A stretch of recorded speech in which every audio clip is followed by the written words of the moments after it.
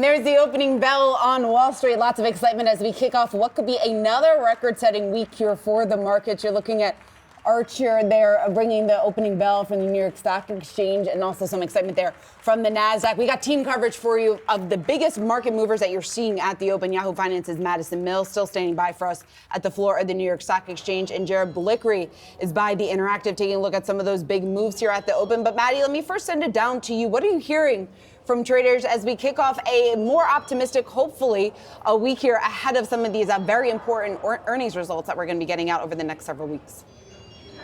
Well, once I get traders to stop talking about the Chiefs-Bills games from last night and we start talking about what's going on in the market trade this morning, it was a big game, but we got a big week here in the markets, and that's what we're talking about this morning because we're seeing, of course, more green on the screen after record-breaking highs. But the question is, could we see the S&P break out of this 12th week of gains in the past 13, just that 1 week of negatives here from the S&P? And that's the big question. Having said that, we're seeing some hedge funds shorting the broader market here. We're seeing hedge funds shorts outpacing longs at a rate of 2-to-1 over the past week, a rate of 3-to-1 over the past year. So maybe seeing a little bit of profit taking that's going to be impacting the broader trade. And that's what can kind of stand to explain some of those random days when we see red, when we're seeing a broader gain across these markets here. I want to take a look at the Magnificent Seven. Tesla, the only laggard so far in the day, seeing green across all the major indices.